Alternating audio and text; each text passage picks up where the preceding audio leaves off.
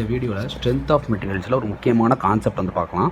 Okay, thin cylinder thick cylinder. Okay, thin cylinder or sphere இல்லைன்னா thick cylinder. Okay, அது ரெண்டு விதமான, இது ஒரு ஹாஃப், இது ஒரு ஹாஃப். ஓகே, நம்ம இப்போ இந்த வீடியோவில் இந்த ஹாஃப் மட்டும் பார்க்க போகிறோம். இந்த தின் சிலிண்டரு திக் சிலிண்டர்னு எப்படி டிஃப்ரென்ஷியேட் பண்ணுறாங்க அப்படின்னா, சிலிண்டரோட திக்னஸ், ஓகே, அது சிலிண்டரோட டயாமீட்டர் ரெண்டுத்தையும் டிவைட் பண்ணால் அந்த வேல்யூ வந்து 1/20க்கு கீழே இருந்தால் அது என்னென்னு நம்ம சொல்கிறாங்க, தின் சிலிண்டர் அல்லது தின் ஸ்பியர்னு சொல்கிறாங்க. ஓகே, வால் திக்னஸ்ஸு அதோட சிலிண்டரோட டயாமீட்டர் ரெண்டுத்தையும் டிவைட் பண்ணும்போது 1/20க்கு கீழே வந்தால், ஓகே, 1/20 தான் பெரிய வேல்யூவாக வந்ததுன்னா, ஓகே, நான் கண்டுபிடிக்கிற வேல்யூ ஃபைண்ட் வந்து 1/20 விட சின்னதாக வந்தது அப்படின்னா அதான் தின் சிலிண்டர் அல்லது ஸ்பியர் அப்படின்னு சொல்லி சொல்கிறோம். ஓகே, இதில் இப்போ டியூ டு இன்டர்னல் ப்ரெஷர்னால, இப்போ இந்த பென்சில் இருக்குது, உள்ளே ஏதாவது மாலிகுல்ஸோட மூவ்மெண்ட் இருந்ததுன்னா ஒன்று இந்த பென்சில் இப்படி ரெண்டு துண்டாக உடையணும், இல்லைன்னா இப்படி சீவி இது பாதி இது பாதியாக என்ன பண்ணணும் போகணும். ஓகே, மாறலாம். ஓகே, பர்ஸ்ட் அவுட் ஃபெயிலியர் நடக்கலாம். இல்லை அப்படின்னா changes in dimension, volume dimension மாறலாம், டயாமீட்டர் மாறலாம், லென்த்து மாறலாம். ஓகே, இந்த மாதிரி விஷயங்கள் மாறலாம். ஓகே, இதை பேஸ் பண்ணி நம்ம பார்க்கலாம். ஓகே, ரெண்டு விதமான ஸ்ட்ரெஸ்ஸில் பாதிக்கப்படும். ஒன்று சர்க்கம்ஃபரன்ஷியல் ஸ்ட்ரெஸ், இன்னொன்று லாங்கிடியூடினல் ஸ்ட்ரெஸ்ஸு. சர்க்கம்ஃபரன்ஷியல் ஸ்ட்ரெஸ்ஸுனா எப்படி உடையும் அப்படின்னு ரெண்டு விதமாக உடையும்.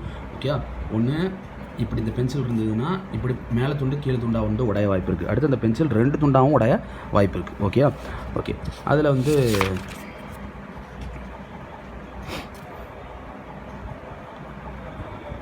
ஓகே, அடுத்து வந்து என்ன சொல்லியிருக்காங்கன்னா, சர்க்கம்ஃபரன்ஷியல் உள்ளக்க ப்ரெஷர் எப்படி ஆக்ட் ஆகுதுன்னு பார்த்தீங்கன்னா மேலே கீழே ரேண்டமாக என்ன பண்ணுவோம் ஆக்ட் ஆகும். ஓகே, இப்போது இதை வந்து என்ன பண்ணுறாங்க, இது வந்து டயாமீட்டர்னு தெரியும், இது லென்த் பகுதியிலே மேலே கீழே ஆக்ட் ஆகும். இது டயாமீட்டர் நம்ம சொல்லுவோம். ஓகே, பென்சில் இது வட்ட பகுதி இருக்கிறதுல டயாமீட்டர், இதோட லென்த்து நம்ம சொல்லுவோம். ஓகே, இப்போ நம்ம stress is equal to force per unit area, ஃபோர்ஸை நம்ம நியூட்டன்னு சொல்லுவோம், ஏரியாவை மீட்டர் ஸ்கொயர்னு நம்ம சொல்லுவோம். ஓகே, இதை டெரைவ் பண்ணி வந்து கொண்டு வந்திருப்பாங்க, அதை நம்ம வேண்டாம். நம்ம சர்க்கம்ஃபரன்ஷியல் ஸ்ட்ரெஸ் அப்படின்னா PD/2T அப்படின்னு ஞாபகம் வச்சுக்கணும். ஓகே, அடுத்து லாங்கிடியூட்னல் ஸ்ட்ரெஸ் அப்படின்னா அதே மாதிரி கால்குலேஷன் போட்டு நமக்கு தேவையான ஃபார்முலானா சர்க்கம்ஃபரன்ஷியல் ஸ்ட்ரெஸ்ஸு லாங்கிடியூட்னல், இது சிக்மா ஏன்னு நம்ம சொல்கிறாங்க, இல்லைன்னா சிக்மா எல்ன்னு நம்ம எடுத்துக்கலாம். ஓகே, லாங்கிடியூட்னல் ஸ்ட்ரெஸ் இதுக்குனாலும் என்னது தான் ஃபோர்ஸ் பெர் யூனிட் ஏரியா. ஃபோர்ஸை நம்ம ப்ரெஷர் ஈக்குவல் என்னது force per area, force equal என்னது ப்ரெஷர் இன்ட்டு ஏரியா. இது ப்ரெஷரு, இது என்னது இன்ட்டு ஏரியா பை என்னது ஏரியாவோட value. Okay, πdn cross section. Okay, எப்போவுமே சர்க்கம்ஃபரன்ஷியல் ஸ்ட்ரெஸ் வந்து லாங்கிடியூட்னல் ஸ்ட்ரெஸ் வந்து ஹாஃப் த சர்க்கம்ஃபரன்ஷியல் ஸ்ட்ரெஸ்ஸாக இருக்கும். ஓகே, அதான் இங்கே டினோட் பண்ணிக்கோங்க. இது லாங்கிடியூட்னல் சிக்மா எல் நம்ம எடுத்துக்கலாம்னா longitudinal stress half into sigma C. Okay, அப்போ டைமென்ஷன் சேஞ்ச் ஆகும். எதனாலனா டியூ டு இன்டர்னல் ப்ரெஷர்னால. அது என்ன விதமான டைமென்ஷன் சேஞ்சுனா circumferential strain, diameter change. Okay, அதுக்கு டெரிவேஷன் பண்ணி கொண்டு வந்துருக்கு. ஸ்ட்ரெயின் அப்படின்னாலே change in length, change in dimension அப்படின்னு அர்த்தம். அப்போது சர்க்கம்ஃபரன்ஷியல் சேஞ்ச் பண்ணும்போது டயாமீட்டர் மாறுது. ஓகே, அடுத்து சேஞ்ச் இன் லென்த்து மாறுது, அதுக்கான ஃபார்முலா என்னது. அடுத்து வால்யூமெட்ரிக் சேஞ்ச் இன் வால்யூம் மாறுது, அதுக்கான ஃபார்முலா என்னது. இது எல்லாமே டெரைவ் பண்ணி நம்ம கொண்டு வந்திருப்பாங்க. நமக்கு எக்ஸாம் பாயிண்ட் ஆஃப் வியூவில் இந்த ஃபார்முலா எப்படிங்கிறது ஞாபகம் வச்சுருந்து சம்முக்கு அப்ளை பண்ணால் மட்டும் போதும். ஓகே, அடுத்து இப்போ நம்ம பார்த்தது ஃபுல்லாக சிலிண்டர்ஸ். ஓகே, இது ஃபுல்லாகவே இதுக்குள்ளது சிலிண்டர். அடுத்தது ஸ்பியருக்குள்ளது. சிலிண்டர்னால் இப்படி இருக்கும், இது சிலிண்டர், இது என்னது ஸ்பியர். இது வந்து சிலிண்டர், இது என்னது ஸ்பியர். ஸ்பியர் அப்படிங்கிறது ரப்பர் பால் மாதிரிக்கு. ஓகே, இதுவும் அதே மாதிரி தான் ஃபோர்ஸ் பெர் யூனிட் ஏரியா. இப்போ நியூட்டன் பெர் என்னது மீட்டர் ஸ்கொயர். யூனிட் வந்து நியூட்டன் பெர் மீட்டர் ஸ்கொயர் தான். இதில் hoop stress change in dimension due to internal ப்ரெஷர்னால என்ன விதமான பாதிப்புகள் ஏற்படுது. வால்யூமெட்ரிக் ஸ்ட்ரெயின் மாறும், சேஞ்ச் இன் டயாமீட்டர் மாறும், சேஞ்ச் இன் வால்யூம் மாறும். ஓகே, இந்த ஜஸ்ட் இந்த ஃபார்முலாஸ் மட்டும் நீங்கள் தனியாக எழுதி வச்சுக்கோங்க. நான் ப்ரீவியஸாக ஒரு ஸ்ட்ரென்த் ஆஃப் மெட்டீரியல் ரிலேட்டடாக பல வீடியோஸ் நான் போஸ்ட் பண்ணியிருக்கேன். அந்த வீடியோஸும் யூஸ் பண்ணுங்கள், கண்டிப்பாக உங்களுக்கு யூஸ்ஃபுல்லாக இருக்கும். ஓகே, அடுத்து வந்து பார்த்திங்கன்னா இப்போ டயாமீட்டர் கொடுத்துருக்காங்க, திக்னஸ் கொடுத்துருக்காங்க, இன்டர்னல் ப்ரெஷர் அப்படின்ட்டாங்களா. ஓகே, அப்போது ஒன்று லாங்கிடியூட்னல் ஸ்ட்ரெஸ் என்னென்னு கண்டுபிடிக்கணும், சர்க்கம்ஃபரன்ஷியல் ஸ்ட்ரெஸ் என்னென்னு கண்டுபிடிக்கணும். ஓகே, இது ரெண்டையும் கண்டுபிடிக்கிறதுக்கு நமக்கு ஃபார்முலா ஃபஸ்ட்டு தெரியணும். இது சர்க்கம்ஃபரன்ஷியல் ஸ்ட்ரெஸ், இது நம்ம லாங்கிடியூட்னல் ஸ்ட்ரெஸ். ஓகே, சிக்மா ஏன்னு நம்ம இந்த புக்கில் ரெஃபர் பண்ணியிருப்பாங்க, நீங்கள் சிக்மா எல்லுன்னு போட்டால் தப்பு இல்லை.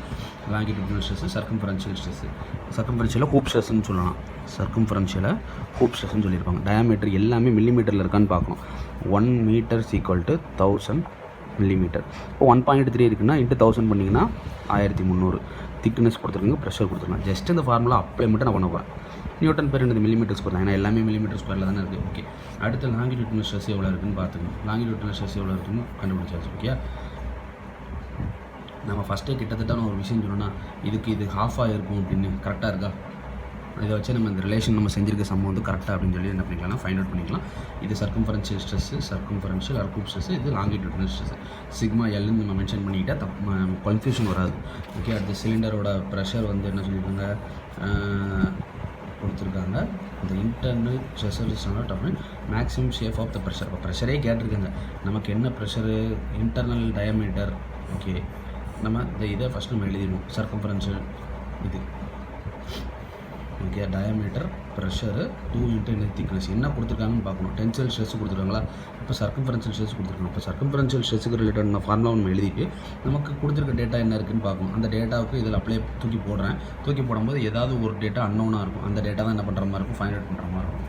ஓகே, இதையும் இது கூட மல்டிப்ளை பண்ணிக்கணும். 85 இன்ட்டு 30/2000 இதை அடித்து கொடுத்தா நமக்கு ஆன்சர். எல்லாமே நியூட்டன் பெர் மில்லிமீட்டர் ஸ்கொயரில் தான் இருக்குது. மில்லிமீட்டர் ஸ்கொயரில் போட்டாச்சு. ஓகே, அடுத்து டயாமீட்டர் மீட்டரில் இருக்குது, மில்லிமீட்டராக மாற்றியாச்சு. டென்சைலு, சர்க்கம்ஃபரன்ஷியல், லாங்கிடியூட்னல். ஹூப் ஸ்ட்ரெஸ் என்னென்னு கண்டுபிடிக்கணும், லாங்கிடியூட்னல் ஸ்ட்ரெஸ் என்னென்னு கண்டுபிடிக்கணும். இதோட ப்ரெஷரோட வேல்யூ, ப்ரெஷர் தான் கேட்டிருக்காங்க, இதோட ப்ரெஷரோட வேல்யூ. இது ரெண்டில் எது ப்ரெஷர் கம்மியாக இருக்குதுன்னு பார்ப்போம். ஏன்னா சிக்மாவோட வேல்யூ வந்து PD/2T. இப்போது இது ஒரு சின்ன கான்செப்ட் சொல்கிறேன்னா, இப்போ நான் திக்னஸை இன்க்ரீஸ் பண்ணிட்டேன்னு வச்சுக்கோங்களேன், ஸ்ட்ரெஸ்ஸு கம்மியாகும். என்னோட மெயின் டார்கெட்னு பார்த்தீங்கன்னா ஸ்ட்ரெஸ்ஸை கம்மி பண்ணி அந்த பர்ஸ்ட் அவுட் ஃபெயிலியர் ஆகாமல் தடுக்கிறது. ஓகே, இப்போ நான் டயாமீட்டரை இன்க்ரீஸ் பண்ணணும்னு வச்சுக்கோங்களேன், ஸ்ட்ரெஸ் என்னாவும் இன்க்ரீஸ் ஆகும். நான் ப்ரெஷரை இன்க்ரீஸ் பண்ணாலும் ஸ்ட்ரெஸ் வந்து இன்க்ரீஸ் ஆகும். இந்த கான்செப்ட் ரொம்ப முக்கியமானது. ஓகே, இந்த ஃபார்முலாலேருந்து இது எழுத தெரியும். திக்னஸை இன்க்ரீஸ் பண்ணால் மட்டும்தான் இது குறையும், இல்லை டயாமீட்டரை குறைச்சா இது குறையும், ப்ரெஷரை குறைச்சா இது குறையும். ஓகே, அப்போ இது ரெண்டு ப்ரெஷரில் எந்த ப்ரெஷரை நான் எடுக்கணும்னு பார்த்தீங்கன்னா, ப்ரெஷர் குறைஞ்சாதான் ஸ்ட்ரெஸ்ஸு குறையும். அப்போ இந்த ப்ரெஷரை தான் நான் என்ன பண்ணுவேன், எடுப்பேன். ஓகே, அதுதான் சின்ன கான்செப்ட்டு ஞாபகம் வச்சுக்கணும். அடுத்து மீட்டர்லேருந்து மில்லிமீட்டருக்கு மாற்றணும். Pressure, sigma C, circumferential strain, tension.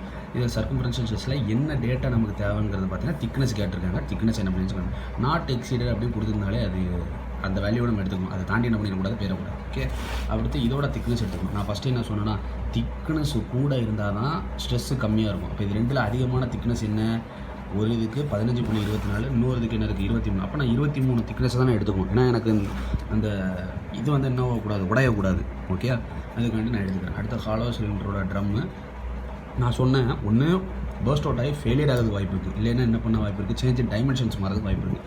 Change in dimension, change in length, change in volume எல்லாமே கேட்டிருக்காங்க. யங்ஸ் மாடல்ஸ் கொடுத்துட்டாங்க. பாய்சன் ரேஷியோவை மியூன்னு சில புக்கில் எடுத்திருப்பாங்க, இல்லை 1/mன்னு எடுத்திருப்பாங்க. ஓகே, நம்ம இந்த புக்கில் 1/mன்னு எடுத்திருக்காங்க, நம்மளும் அதை எடுத்துக்கலாம். டயாமீட்டர் எல்லாத்தையும் ஒரே டைமென்ஷனுக்கு இருக்கான்னு பார்த்துக்கணும். மீட்டர்னா மீட்டர், மில்லிமீட்டர்னா மில்லிமீட்டர். இதில் எல்லாமே மில்லிமீட்டருக்கு மாற்றிருக்காங்க. ஒரே ஒரு ஃபார்முலா தான், 10⁻³ மில்லிமீட்டர். ஓகே, இதை ஞாபகம் வச்சுக்கோங்க. அடுத்து 1 மீட்டர் = 100 சென்டிமீட்டர். இதெல்லாம் பேசிக்கான ஃபார்முலா தான். ஓகே, அது எல்லாத்தையும் போட்டாச்சு. 1/mன்னு எடுத்துக்காங்க. சேஞ்ச் இன் டயாமீட்டர் மாதிரி இருக்குங்கிறது தெரியுது. டயாமீட்டருக்கான ஃபார்முலாவும் எழுதியாச்சு. Pக்கு இடத்துல, Dக்கு இடத்துல, 2க்கு இடத்துல, Eக்கு இடத்துல, Eக்கு இடத்துல இருக்குது 1 - 1/mங்கிறது பார்த்தீங்கன்னா அதுக்கு டேரெக்டாக என்ன பண்ணிங்கன்னா 1.3 சப்ஸ்டிட் பண்ணிக்கலாம். இதை நம்ம சால்வ் பண்ணோன்னா நமக்கு சேஞ்ச் இன் டயாமீட்டர் கிடச்சிருக்குது, விச் இஸ் இன் மில்லிமீட்டரில். ஓகே, அடுத்து சேஞ்ச் இன் லென்த்து, அதோட ஃபார்முலா நான் தூக்கி போட போகிறேன். அதுக்கு என்ன கிடைக்க போதோ அது. அடுத்து சேஞ்ச் இன் வால்யூம், என்ன கேட்டிருக்காங்களோ அது சிலிண்டரா ஸ்பியரானு கண்டுபிடிக்கணும். இது எல்லாமே நம்ம பார்த்துட்டு இருக்குன்னா தின் சிலிண்டர் ஸ்பியர். அதோட டயாமீட்டர் திக்னஸ்க்கும் டயாமீட்டருக்குள்ள ரேஷியோ வந்து 1/20 இருந்ததுன்னா இந்த ப்ரெஷரை ப்ரொசீட் பண்ணுவேன். ஓகே, வால்யூம் அப்படின்னு கேட்டாங்கன்னு வச்சுக்கோங்களேன், ஏரியா இன்ட்டு என்னது லென்த். இது ஒரு நல்ல கான்செப்ட். ஏரியாவோட யூனிட் என்னது மீட்டர் ஸ்கொயர், லென்த்தோட யூனிட் மீட்டர். இப்போ மீட்டர் கியூப்னு நமக்கு கிடச்சிடும். ஓகே, அது வால்யூம் மட்டும் இது ஒரு. ஓகே, அடுத்து வந்து சிலிண்ட்ரிக்கல் தான்.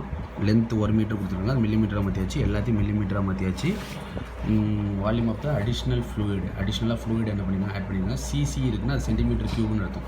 அதாவது சிசி அப்படின்னா வண்டியில் சிசின்னு சொல்லுவாங்கள்ல, அது என்ன பார்த்தீங்கன்னா சென்டிமீட்டர் கியூபிக் அப்படின்னு அர்த்தம். Okay, centimetre cube. அப்போ 25 × 10⁻³ 1/mோட வேல்யூ போட்டாச்சு. எனக்கு வால்யூம் எவ்வளோ மாறுதுங்கிறத கேட்டிருக்காங்க. வால்யூம் என்னென்னு கண்டுபிடிச்சாச்சு. ஓகே, கொஷினில் என்ன கேட்டிருக்காங்கன்னு பார்க்கணும். அதுக்கு தகுந்தாப்பில் என்ன பண்ணணும், சம சால்வ் பண்ணணும்.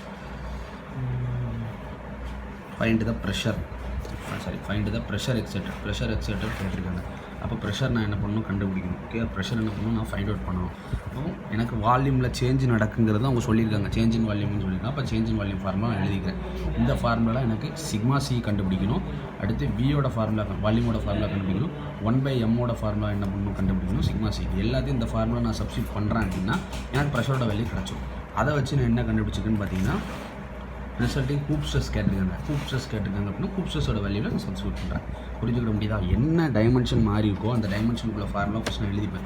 அந்த ஃபார்முலா எனக்கு என்னென்ன டேட்டா தேவைப்படுதோ அதுக்கு தனித்தனியாக என்ன பண்ணுவேன் கண்டுபிடிப்பேன். இந்த சிக்மா சி தேவைப்படுதா அது தனியாக கண்டுபிடிப்பேன். வால்யூம் தேவைப்படுதா அதை தனியாக கண்டுபிடிப்பேன். 1/m இருக்குது அதை தனியாக என்ன பண்ணுவேன் கண்டுபிடிப்பேன். இன்னொன்று தனித்தனியாக என்ன பண்ணுவேன் ஃபைண்ட் அவுட் பண்ணுவேன். ஓகே, அடுத்த ஒரு வீடியோவில் மீதி பார்ட்டை வந்து கன்வே பண்ணுறேன். ஓகே.